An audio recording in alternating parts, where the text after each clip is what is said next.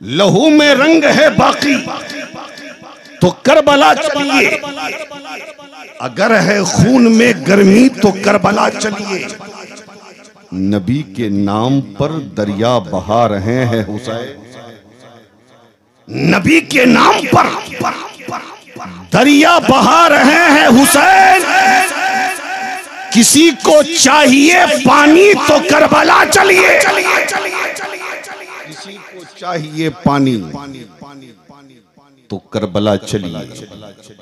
कत्ले हुसैन असल में मर्गे यजीद है, इस्लाम जिंदा होता है हर करबला के बाद। मैं आपके साथ अपने उलमा से भी समर्थन चाहूंगा, ये नहीं कहूंगा कि नारा लगाएं, लेकिन दुआ तो देंगे। अल्लामा बैठे हुए हैं, ये दुआ दे रहे हैं, मुकम्मल मुस्कुरा रहे हैं माशाअल्लाह। हाँ, अब जरा तवज्जो मेरी तरफ रहे। देखिए लाइट आ गई माशाअल्लाह। हाँ, जरा जोर से बोले या हुसैन। इस्लाम की हक्कानियत के लिए, कुरान की बका के लिए। थोड़ा एक को कम कर दो मियाँ, कहाँ है मैं, थोड़ा एक को कम कर दो इसका। अच्छा सुनिए, वो आ जाएंगे, कम हो जाएगा। इस्लाम की हक्कानियत के लिए, कुरान की सदाकत के लिए, शरीयत के तहफ्फुज के लिए, अल्लाह की रजा के लिए, मुस्तफ़ा की खुशनुदी के लिए जो मर्द मुजाहिद मैदान जिहाद में अपनी गर्दन कटवा देता है उसे शहीद हकीकी कहा जाता है, उसे शहीद कहा जाता है। जो अपनी जान दे देता है उसे शहीद कहा जाता है। लेकिन हमारा अकीदा है कि शहीद मारा जरूर जाता है, लेकिन शहीदों को दर्द का एहसास नहीं होता।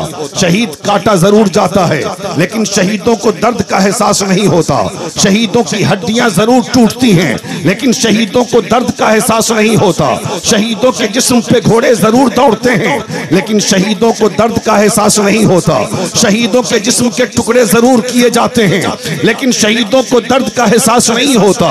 एक जगह जब मैंने इस बात को बयान किया तो मजमे से एक शख्स खड़ा हो गया और खड़ा होकर कहने लगा, मौलाना जब एक इंसान मैदान कारजार में जाता है और जाने के बाद जब मुकाबला होता है और शहादत की मंजिल से हमकनार होता है तो उसकी हालत ये होती है, कभी उसका हाथ कटता है, कभी उसका पैर कटता है, कभी उसकी गर्दन कटती है, कभी उसके जिस्म के टुकड़े होते हैं, कभी उसके जिस्म पे घोड़े दौड़ाए जाते हैं। और आप कहते हैं शहीदों को दर्द का एहसास नहीं होता।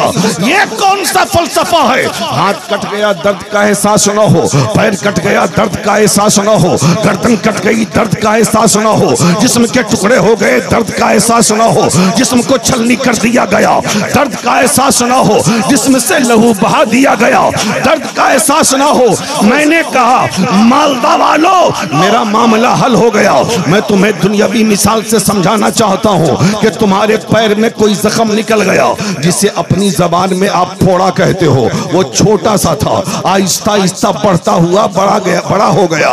एक दिन किसी दोस्त ने कहा, मियाँ तुम्हारा जख्म बहुत बड़ा हो गया है, तुम्हारा फोड़ा बहुत बड़ा हो गया है, ऐसा करो मालदा के किसी बड़े सर्जन से दिखलाओ, किसी डॉक्टर से दिखलाओ, कहीं ऐसा ना हो ये तुम्हारा जख्म तुम्हारी जान के लिए खतरा बन जाए। आप मालदा के बहुत बड़े डॉक्टर के पास गए और डॉक्टर के पास जाने के बाद आपने डॉक्टर से कहा, डॉक्टर साहब मेरे जख्म को देखिए ना, कोई दवा दे दीजिए, बड़ी तकलीफ हो रही है, तकलीफ का इजाला हो जाए, मेरा जख्म ठीक हो जाए, मेरा पैर सलामत रह जाए।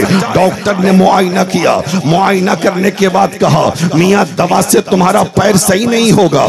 फिर कैसे होगा? कहा ऑपरेशन कराना पड़ेगा। कहा ऑपरेशन का मतलब क्या है? कहा जहां पर जख्म है वहीं से पैर काटना होगा।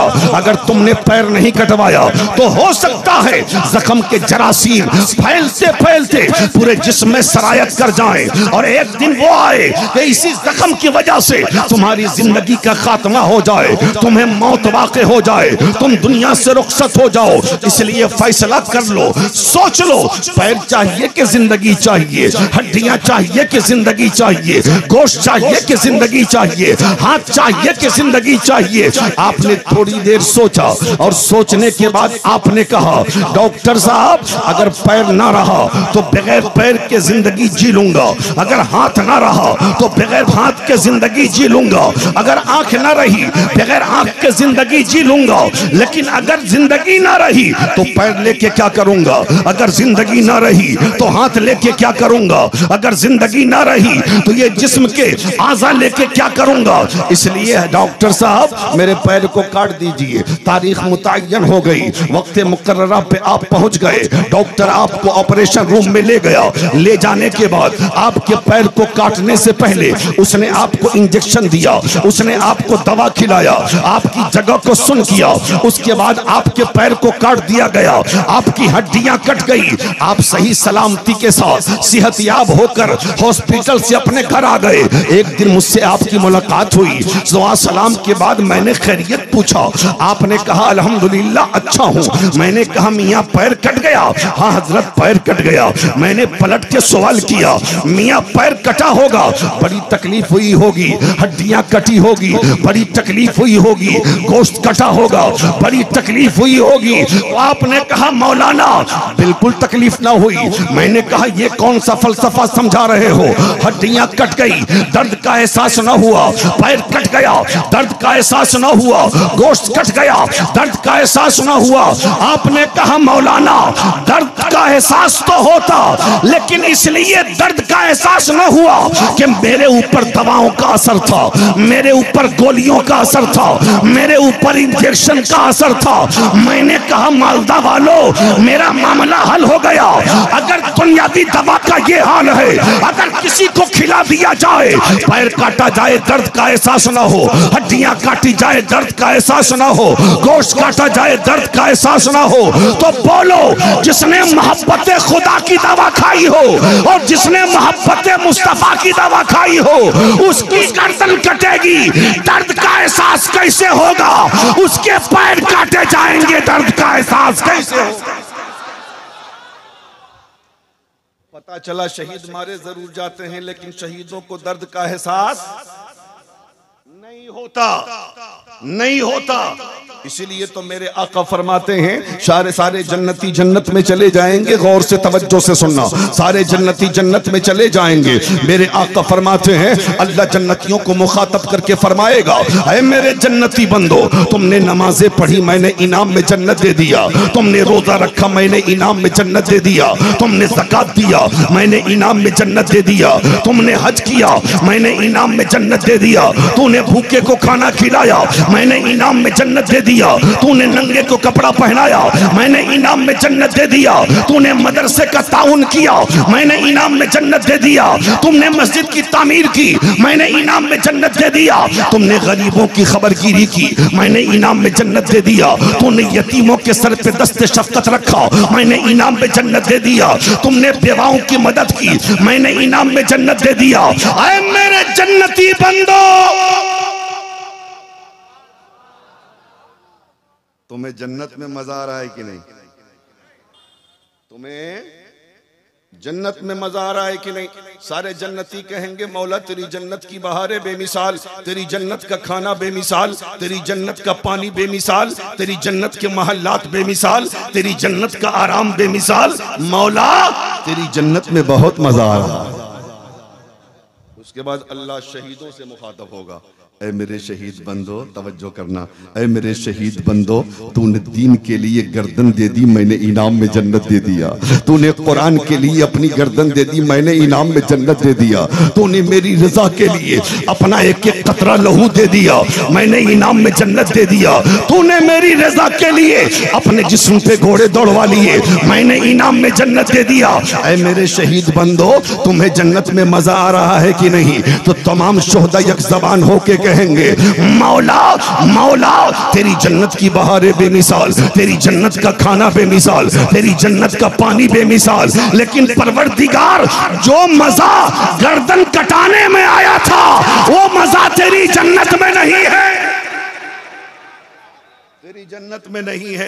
ऐ मेरे बंदे, क्या कमी है मेरी जन्नत में? क्या कमी है मेरी जन्नत में? मौला सब कुछ है तेरी जन्नत में, लेकिन एक चीज नहीं है तेरी जन्नत में। मेरे बंदे क्या नहीं है मेरी जन्नत में? तो तमाम शोहदा अर्ज करेंगे, मौला तेरी जन्नत में सब कुछ है, लेकिन तेरी जन्नत में जंग का मैदान नहीं है। तेरी जन्नत में जंग का मैदान नहीं। हमारी ख्वाहिश ये है कि फिर हमें दुनिया में भेज, दीन के लिए, इस्लाम के लिए, शरीयत के लिए, कुरान के लिए जंग का मैदान हो, दुश्मन की तलवार हो, हमारी गर्दन हो, हम अपनी गर्दन देते जाएं, तुझे राजी करता। ये तो आम शोहदा का मामला है, लेकिन बताओ जो सैयदुल शोहदा हो उनका मकाम क्या होगा? जो नवासे मुस्तफ़ा हो उनका मकाम क्या होगा? जो अली का नूरे नजर हो उनका मकाम क्या होगा? जो फातिमा का लख्ते जिगर हो उनका मकाम क्या होगा? अरे जब उनके गदा भर देते हैं शाहाने जमाना की झोली, मोहताज का जब ये आलम है, मुख्तार का आलम क्या होगा? अच्छा आप ये बताओ कि करबला का कुछ हिस्सा सुनोगे? आप सुनोगे? तकरीर मुख्तसर होनी है, इसलिए सोचता हूं कि थोड़ा सा सुना दूं, क्योंकि ये सैयदुल शुहदा कॉन्फ्रेंस है। हजरात 10 मुहर्रम की तारीख जो आज गुजरी है,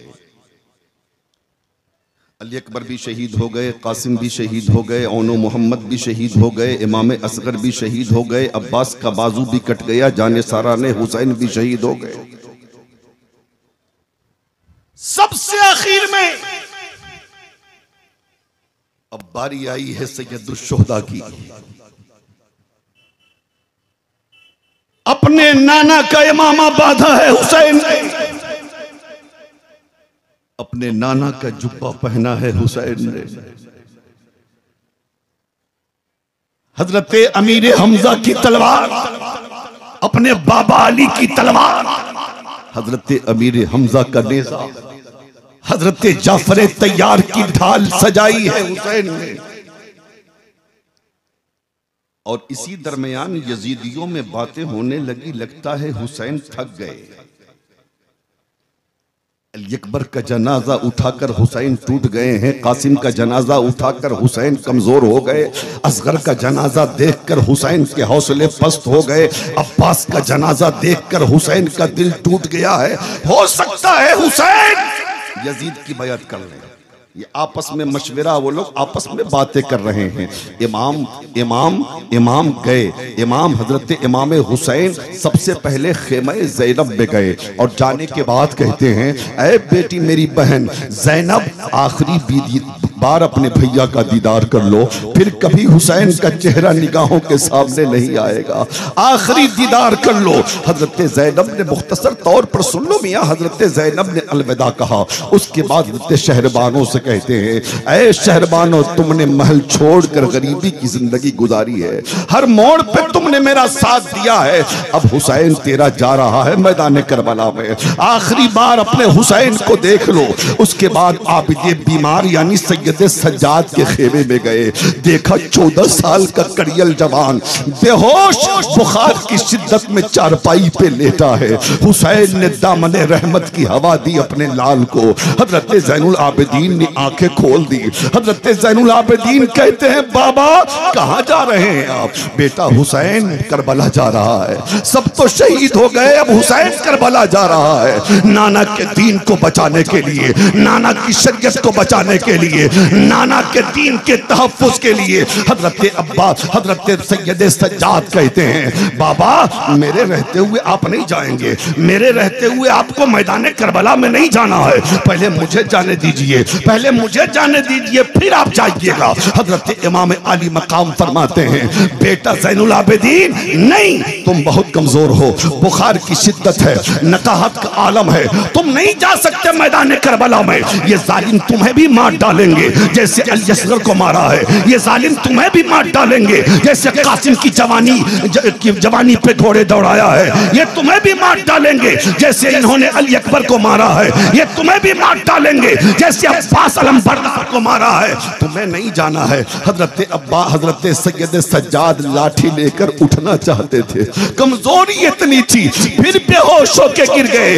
हजरत इमाम आली मकाम ने सूरह फातिहा पढ़ा है और पढ़ने के बाद अपने बेटे को दम किया और कहते हैं इमाम, ऐ मेरे लाल सैयद सज्जाद, बाप तेरे जज्बात की कदर करता है लेकिन तुझे मैदान करबला में नहीं जाना है। अगर तुम भी चले गए तो सकीना का ख्याल कौन करेगा? अगर तुम भी चले गए तो फूफी ज़ैनब का ख्याल कौन करेगा? अगर तुम भी चले गए तो अम्मी शहरबानों का ख्याल कौन करेगा? अगर तुम भी चले गए तो बोलो इस काफिले को मदीना लेके कौन जाएगा? और सबसे बड़ी बात यह है कि मुस्तफा जान रहमत की नस्ल पाक तुम ही से चलने वाली है, तुम ही से चलने वाली है। इसलिए ज़ैनुल आबिदीन तुम्हें जमीन पर जिंदा रहना होगा। ऐ मालदा वालों, पता है आज पूरी दुनिया में जितने सादात हैं, आज पूरी दुनिया में जितने सैयदों को आप देख रहे हैं, जितने आले रसूल आपको नजर आ रहे हैं, ये सब हजरत ज़ैनुल आबिदीन की नस्ल पाक। समझ रहे हैं? हजरत इमाम ने सबको अलविदा कहा, मुख्तसर तौर पर घोड़े पे सवार हो गए और घोड़े पे सवार होकर मैदान करबला की तरफ चलने लगे।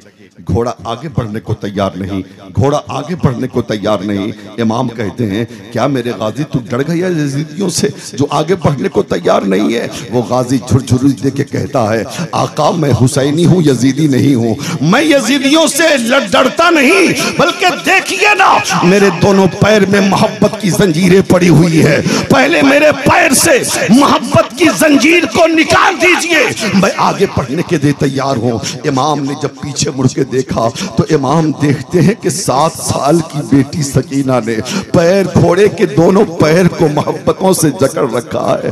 अब घोड़ा आगे बढ़े तो बढ़े कैसे? इमाम घोड़े से बाहर नीचे आते हैं, अपनी बेटी को सीने से लगाया और लगाने के बाद कहा, बेटी मैदान करबला में तेरे बाप को जो शहादत की लाजवाल दौलत मिलने वाली है, उस शहादत की लाजवाल दौलत से अपने बाप को बेटी महरूम ना करो। जाने दो मुझे करबला के मैदान में। हजरत सैयदा सकीना कहती है, बाबा अली अकबर गए तो ये दिल में ख्याल था कि बाबा जिंदा हैं। कासिम गए तो ख्याल था कि बाबा जिंदा हैं। चचा अब्बास गए तो ख्याल था कि बाबा जिंदा हैं। सब कट गए तो ये दिल में ख्याल था कि बाबा जिंदा हैं। बाबा आप कट गए तो मेरी उम्मीदों की तकमील कौन करेगा? आप कट गए तो मेरी तमन्नाओं की तकमील कौन करेगा? आप कट गए तो मैं बाबा किसे कहूंगी? बाबा आप मैदान में मत जाओ। हजरत सैयदा सकीना से इमाम कहते हैं, बेटी तू साबिर की बेटी है, सब्र करना होगा, तू सब्र करना होगा। हजरत इमाम आली मकाम ने मोहब्बत से बेटी को सीने से लगाया है और लगा के कहा, बेटी जाने दे, इजाजत दे। बेटी ने इजाजत दी और इजाजत देते हुए कहा था हजरत सैयदा सकीना ने, ऐ मेरे बाबा, मैं यतीमी का दाग लेके तो दुनिया में जी लूंगी, लेकिन मैदान करबला में मुस्तफा के दीन को यतीम नहीं होने दूंगी। और आने वाली नस्लों की बेटियों को सकीना ने पैगाम दिया था, ऐ इस्लाम की शहजादियों, जब कभी वक्त आए इस्लाम की अजमत के लिए, कुरान की बका के लिए, शरीयत के तहफ्फुज के लिए, तो तुम भी अपने बाप को शहादत का दूल्हा बनाकर मैदान में भेज देना, जैसे सकीना ने अपने बाप को करबला में शहादत का दूल्हा बना के भेजा। अल्लाह अल्लाह। इमाम गए तो अमर इब्न साद ने कहा, हुसैन अभी भी वक्त है, यजीद की बैत कर लो ताकि तुम्हारी जिंदगी बख्श दी जाए। इमाम कहते हैं, जालिम शर्म नहीं आती? अगर मुझे यजीद की बैत करनी होती तो मैं अली अकबर की जवानी को न लुटाता। अगर मुझे यजीद की बैत करनी होती तो कासिम की जवानी पे घोड़े न दौड़वाता। अगर मुझे यजीद की बैत करनी होती अब्बास का बाजू न कटवाता। अगर मुझे यजीद की बैत करनी होती तो मैं मदीना न छोड़ता। मुझे यजीद की बैत न कल कबूल थी और न आज कबूल है। तो क्या मशवरा कर रहे थे ये जालिम? सोच रहे थे कि अब तो हुसैन झुक जाएंगे, लेकिन जान नहीं रहे थे ये कि इनकी रगों में हैदर का खून है। इन्होंने दूध पिया है खातून जन्नत का। इमाम ने इत्माम हुज्जत के लिए आखिरी खुतबा दिया। ऐ यजीदियो, अब मेरा हक पहचानो, मुझे जानते हो तुम। मैं वही हूँ जिसके लिए आका ने खुतबा छोड़ा था, सजदा को लंबा कर दिया था। हजरत इमाम पाक ने इत्माम हुज्जत के लिए खुतबा दिया और खुतबा देने के बाद कहा, अगर आज भी कोई, अभी भी कोई मेरे नाना के दीन की हिफाजत के लिए मेरे साथ आता है तो हुसैन, हुसैन अब्बास के कातिल को भी माफ कर देगा, कासिम के कातिल को भी माफ करेगा, अकबर के कातिल को भी माफ करेगा, औनो मोहम्मद के कातिल को भी माफ करेगा, असगर के कातिल को भी माफ करेगा। मेरे आका हुसैन, आप कितने बड़े सखी इब्ने सखी हैं, आप करीम इब्ने करीम है। आज हमारे बाप को कोई गाली दे देता है तो हम कभी जिंदगी पर उससे बात नहीं करते। आज हमारे दादा को कोई बुरा भला कह देता है तो हम उससे जिंदगी पर बात करने के लिए तैयार नहीं होते। लेकिन फाहरे हुसैन, तेरी सब्र को सलाम, तेरी जुरत को तराम, तेरी सखावत को सलाम, तेरी करम नवाजी को सलाम। इमाम हुसैन कहते हैं, अभी भी कोई मेरे नाना के दीन की हिफाजत के लिए मेरे पास आता है तो हुसैन सारे शहीदों के कातिल को माफ करने के लिए तैयार है। बात समझ में आ रही है? अरे बोलिए ना भाई, समझ रहे हैं? ये बोलने के लिए आपको भी नजर आना चाहिए। हैं? जरा जोर से बोले या हुसैन, और जोर से बोल दे या हुसैन। अब हजरत इमाम हुसैन ने कहा, जालिम चला मैदान में। वो सोचते थे कि 3 दिन का भूखा प्यासा हुसैन है, क्या लड़ेगा, लेकिन तारीख़ करबला गवाह है, जब तलवार चली है इमाम हुसैन तो यजीदियों के गर्दन ऐसे कट रहे हैं जैसे बनिया की दुकान के बैग पे गाजे मूली कट गए। जब तलवार चली है इमाम की, कभी दक्षिण, कभी उत्तर, कभी पूरब, कभी पश्चिम, लेकिन एक अकेली जान कितना लड़ेगी। भगदड़ मच गया यजीदियों में, हर तरफ से हमले हुए और नतीजा ये निकला, मेरा इमाम घोड़े से नीचे आ रहा है। घोड़े से नीचे आते आते मेरे इमाम ने मदीने वाले की तरफ रुख करके कहा, नाना जब मदीने से चला था ना मैं, तो आपने ख्वाब में फरमाया था, हुसैन जो जो तुम मैदान करबला में घोड़े से नीचे आओगे, मेरा इस्लाम वैसे ही ऊपर को जाएगा, वैसे ही ऊपर को जाएगा। नाना जान, हुसैन करबला में घोड़े से नीचे आ रहा है, आपका इस्लाम ऊपर को गया नहीं, गया कि नहीं? तो इमाम आली मकाम से मुस्तफा फरमा रहे हैं, हुसैन तुम घोड़े से जमीन पे आओगे, मेरा इस्लाम करबला में आओ जो सुरैया से बाला हो जाए। अल्लाह अल्लाह। इमाम जब गिरे घोड़े से ना, तो शिमरे लईन इमाम के सीने पे चढ़ गया। इमाम ने पूछा, बता कौन सा दिन है, कौन का वक्त है, कौन सा वक्त है? उसने कहा, जुमा का दिन है, जुमा का वक्त है। मिंबर पे लोग खुतबा दे रहे हैं। इमाम कहते हैं, हट जालिम मेरे सीने से, मैं आखिरी सजदा करके अपने नाना की अमानत अपने नाना के गुलामों को पेश कर देता हूँ। आखिरी सजदा मेरे आका हुसैन ने मैदान करबला में किया है, और मैदान करबला में उसी हालत में इमाम के सर को तन से जुदा कर दिया गया। अल्लाह अल्लाह। आखिरी सजदा इमाम अर्ज करते हैं, नाना आपने जिंदगी में सजदा मेरे लिए लंबा किया था ताकि मेरा हुसैन गिर न जाए। आज इस्लाम को बचाने के लिए हुसैन ऐसा सजदा कर रहा है कि कयामत तक हुसैन सर को सजदे से ना उठाएगा। और मेरा हुसैन जब मैदान महशर में सबक से अपने सर को उठाएगा सजदे से, तब समझ में आएगा कि मेरे हुसैन का सजदा कितना लंबा था। इस रूए जमीन पे इतना लंबा सजदा किसी ने नहीं किया जितना लंबा सजदा मेरे इमाम ने किया। हजरात, वक्त बहुत हो गया है, लेकिन 2-4 मिनट और, 2-4 मिनट और, जंग खत्म हो गई, अब तो यजीदियों को मान जाना चाहिए था कि चलो अब हुसैन को मैंने कत्ल कर दिया, अब खत्म मामला। लेकिन जुल्म की हद देखो, किसी ने कुर्ते उतारे, हाँ, खेमे जला दिए गए, लूट मार शुरू, गुंडागर्दी शुरू, आतंक शुरू, यहाँ तक कि सैयदा सकीना के कान में जो बालियां थी उन बालियों को भी जालिमों ने छीन लिया, खेमे जला दिए गए। और 10 यजीदी शहसवारों ने मिलकर घोड़े की टापों से शोहदाए करबला की लाशों को तोड़ दिया, हड्डियों को तोड़ दिया। इतना बड़ा आतंक। आज हम कब्रिस्तान जाते हैं तो कहा जाता है कि किसी कब्र पे पैर न पड़ने पाए, है ना। अदब का तकाजा यही कि पैर किसी का पड़ेगा तो मरने वाले को, कब्र वाले को तकलीफ होती है, लेकिन घोड़े की टापों से जब शोहदाए करबला की लाशों को पामाल किया गया होगा, अब बताओ मेरे आका को कितनी तकलीफ हुई होगी। और जब गर्दने हुसैन खंजर चला होगा तो लबे मुस्तफा को कितनी तकलीफ हुई होगी। बहरहाल शाम हो गई, जिसे शाम में आज वाली जो शाम है ना, वही शाम गरीबा है। 10 मुहर्रम के बाद, मगरिब के बाद जो शाम आई है वो शाम गरीबा है। उसे दर्द व अलम की शाम कहते हैं, उसे गम और मुसीबत की शाम कहते हैं।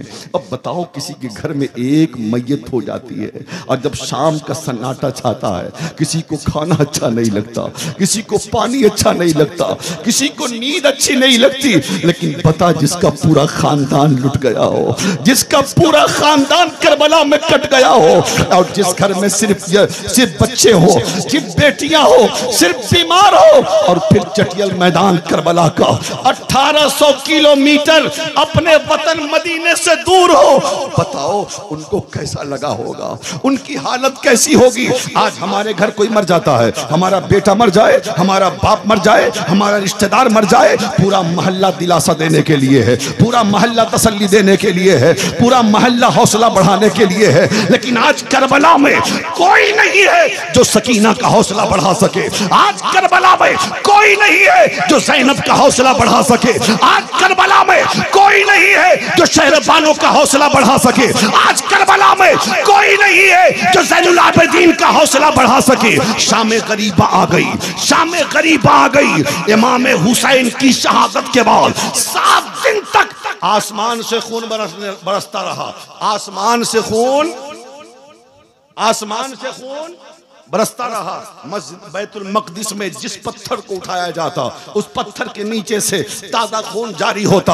आप पश्चिम की तरफ हर दिन शाम को जो लाली देखते हैं ना, जिसे शफक की सुर्खी कहते हैं, आप किताब उठा के देखें तो मालूम होगा कि सानहे करबला से पहले, शहादत हुसैन से पहले वो शफक की सुर्खी नहीं थी, बल्कि करबला की शहादत के बाद, इमाम हुसैन की शहादत के बाद वो आसमान में लाली नजर आती है, आसमान में सुर्खी नजर आती है, और ये सुर्खी कयामत तक रहेगी। हम तो मुहर्रम में हुसैन को याद करते हैं, हम 10 मुहर्रम को इमाम को याद करते हैं, लेकिन शफक की सुर्खी बता रही है, ऐ हुसैनियो, हुसैन सिर्फ मुहर्रम में याद करने वाली जात का नाम नहीं है, बल्कि हुसैन तो वो है जिन्हें हर महीना याद किया जाए, हर लम्हा याद किया जाए, साल के 365 दिन याद किया जाए। और आसमान ने बताया, ऐ हुसैनियो, मैं रोज अपने आका हुसैन को याद कर। शाम हो गई तो यजीदियों ने मशवरा किया, मीटिंग की कि चलो जंग खत्म हो गई, बस ये आखिरी बात है, सुन लो, तकरीर खत्म, जंग खत्म हो गई। इंसानियत का तकाजा ये है कि हम तो हुसैन से जंग जीत गए, इसलिए अब इंसानियत के तकाजे के एतबार से खाना भी जाना चाहिए हुसैन के खेमे में, और पानी भी ज़ैनब तक पहुंचना चाहिए। मीटिंग में पास हो गया, लेकिन मामला यह है कि कौन जाएगा सैयदा के सामने खाना और पानी लेकर? किसकी आंखों में इतनी ताकत है कि सैयदा की नजर से नजर मिला सकता? किसी ने मशवरा दिया, हजरत हुर की बेवा हमारे पास है, उनको कहेंगे तो वो लेके जाएंगे। बुलाया गया, कहा ठीक है। वो तो चाहती थी जल्दी से जालिमों के चंगुल से निकलकर सैयदा के कदमों में जाए। नकाब में एक तश्त में खाना, एक मशकीज़े में पानी लेकर रात के सन्नाटे में हजरत हुर की बेवा हजरत सैयदा ज़ैनब के सामने लेके आती हैं। खेमे में खाना और पानी रख दिया सामने। सैयदा ज़ैनब ने भी नहीं पहचाना कि ये कौन है। सैयदा कहती हैं क्या लाई हो, क्या है? कहा ये खाना है, ये पानी है। जलाल आ गया हैदर की नूरे नजर को, जलाल आ गया सैयदा ज़ैनब को। कहा हटा खाना यहां से, हटा पानी। खाने वाले खल चले गए तब खाना लेके आई हो, पीने वाले चले गए तब पानी लेके आई हो। न हमें खाने की जरूरत है, न हमें पीने की जरूरत है। इतना जब कहा तो हजरत हुर की बेवा ने अपना सर सैयदा के कदमों में डाल दिया और कहती है सैयदा मुझे पहचाना आपने? कहा कौन हो? कि मैं हुर की बेवा हूं। अगर मेरा लाया हुआ खाना पानी आपने ना लिया तो ये यजीदी हमारा मजाक उड़ाएंगे और कहेंगे कि तेरा शौहर तो हुसैन के नाम पर इस्लाम के काम आ गया, लेकिन ये तेरे हुसैन का ये हुसैन की बहन तेरा खाना पानी भी लेने को तैयार नहीं। सैयदा मेरा लाया हुआ खाना ले लीजिए ना, मेरा लाया हुआ पानी ले लीजिए ना। हजरत हुर का नाम सुना है तो सैयदा ने खाना कबूल कर लिया, पानी भी कबूल कर लिया। बगल में 7 साल की सैयदा सकीना बेहोश पड़ी है। हजरत सैयदा सकीना को ज़ैनब पाक ने जगाया, ऐ सकीना उठो ना, पानी आया है पानी पी लो, खाना आया है खाना खा लो। लेकिन कमजोरी और नकाहत का ये हाल था कि सकीना जगने को तैयार नहीं। हजरत सैयदा ज़ैनब ने थोड़ा सा पानी चुल्लू में लिया है और लेने के बाद सैयदा सकीना के चेहरे पे मारा तो सकीना ने आंख खोल दी और आंख खोल के सैयदा सकीना कहती है फूफी जान, क्या चचा अब्बास आ गए क्या पानी लेकर? क्या चचा अब्बास नहरे फुरात से वापस आए गए क्या पानी लेकर? सैयदा ज़ैनब कहती है सकीना चचा अब्बास तो इस्लाम के काम आ गए, चचा अब्बास तो पानी लेके नहीं आए हैं, लेकिन जालिमों ने हमारे घर में पानी जरूर भिजवाया है, ये यजीदियों का भिजवाया हुआ पानी है। ऐ सकीना तुम पानी पी लो। हजरत सैयदा सकीना कहती है फूफी पहले आप पी लीजिए ना, पहले आप खा लीजिए ना। हमारे समाज का मामला ये है कि हम भूखे हो अगर 2 4 5 आदमी और सामने खाना पानी आ जाए तो सबसे पहले हर आदमी चाहता है कि पहले मैं खाऊं। लेकिन बाहर मैदान करबला क्या बच्चा है, क्या बूढ़ा है, क्या जवान है, क्या बच्चियां है, हर तरफ सब्र ही सब्र नजर आता है, हर तरफ इस्तिकामत ही इस्तिकाम नजर आती है। अल्लाह अल्लाह। हजरत सकीना कहती है चची फूफी जान आप पी लीजिए, आप खा लीजिए, फिर हम खाएंगे पिएंगे। हजरत ज़ैनब कहती है सकीना आज फातिमा के घर में सबसे छोटी तुम हो, पहले छोटे पीते हैं फिर बड़े पीते हैं, जरा गौर करना, पहले छोटे पीते हैं फिर बड़े पीते हैं। इतना कहा सैयदा ज़ैनब ने तो तड़प के सकीना बैठ गई, सब तड़प के सैयदा सकीना बैठ गई और बैठने के बाद कहा क्या कहा आपने फूफी जान? पहले छोटे पीते हैं ना फिर बड़े पीते हैं ना, पहले छोटे खाते हैं ना फिर बड़े खाते हैं ना। हाँ बेटी सकीना पहले छोटे पीते हैं फिर बड़े पीते हैं, पहले छोटे खाते हैं फिर बड़े खाते हैं। हजरत